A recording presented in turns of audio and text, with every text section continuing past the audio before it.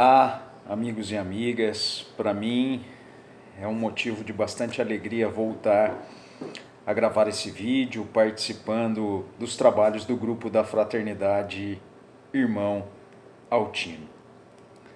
Que a paz do Cristo esteja com todos. Hoje vamos falar do tema expiação e reparação.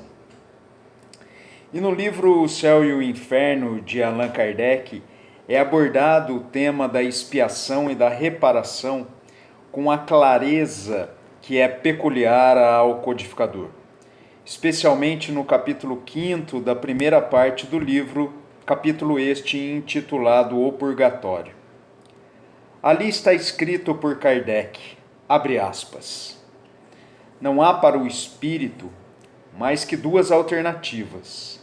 A primeira, a punição temporária e proporcional à culpa. E a segunda alternativa, a recompensa graduada segundo o mérito.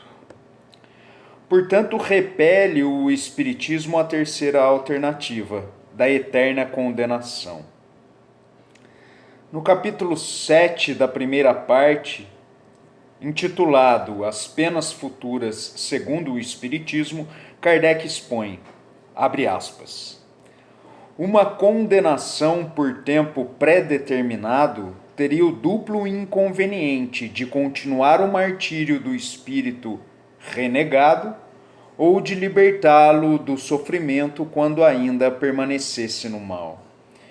Vejam a lógica da doutrina espírita quando trata desta questão do sofrimento, da expiação dos equívocos do passado. Por isso salienta Kardec, no mesmo livro O Céu e o Inferno, o prazo da expiação está subordinado ao melhoramento do culpado. Por não existirem penas e gozos futuros fixados por uma só existência, por Deus sempre nos deixar aberto o caminho da redenção, é que se faz possível a expiação dos erros do passado.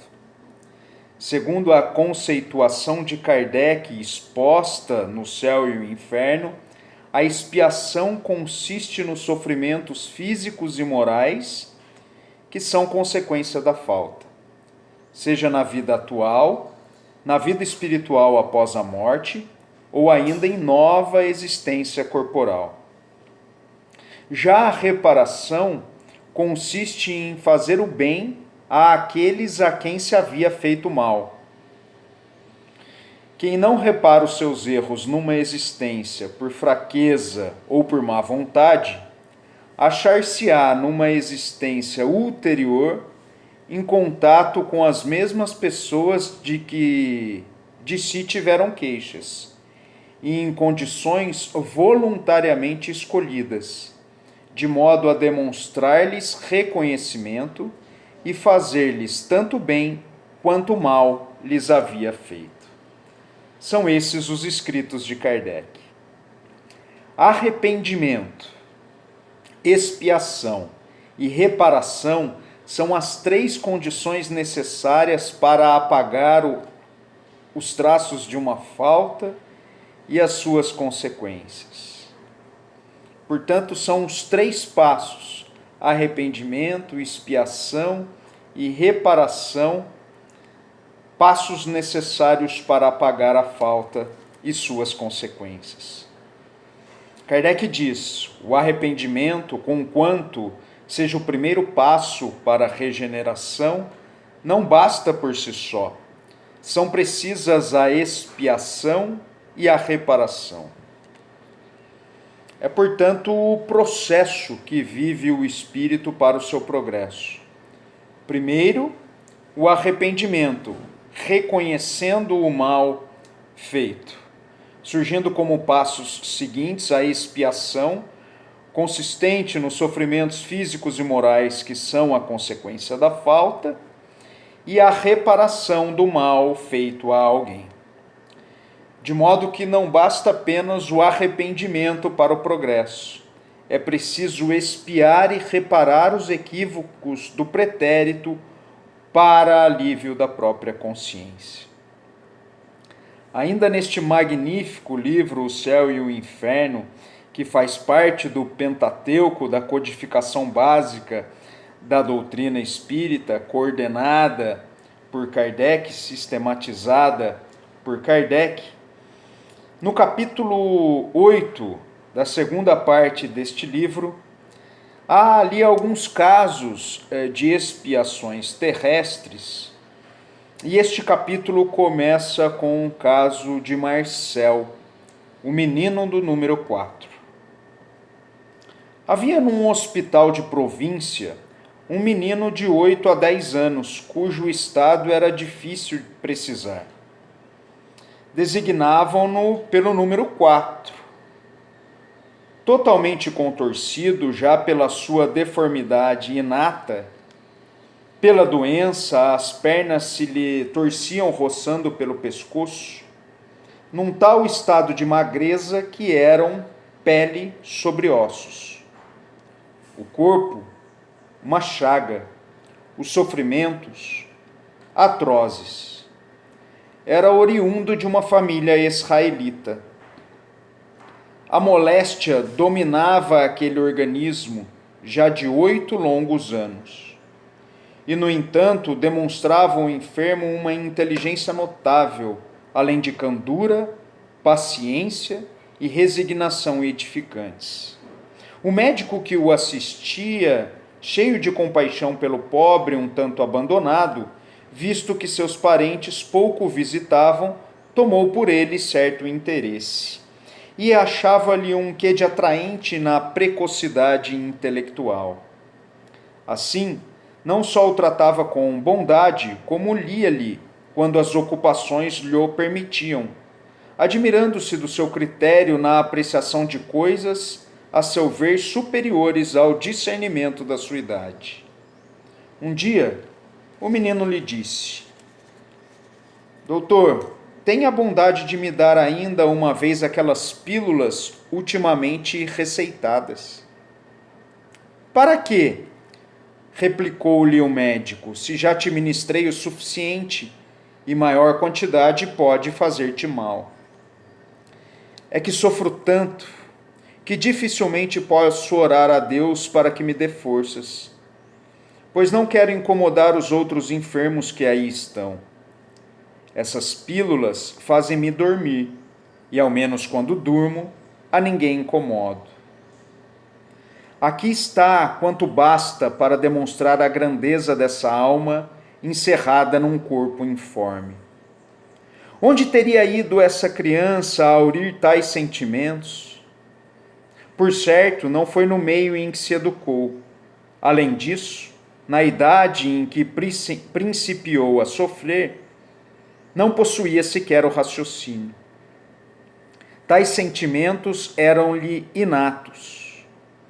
Mas então, por que se via condenado ao sofrimento, admitindo-se que Deus houvesse concomitantemente criado uma alma assim tão nobre e aquele mísero corpo instrumento dos suplícios?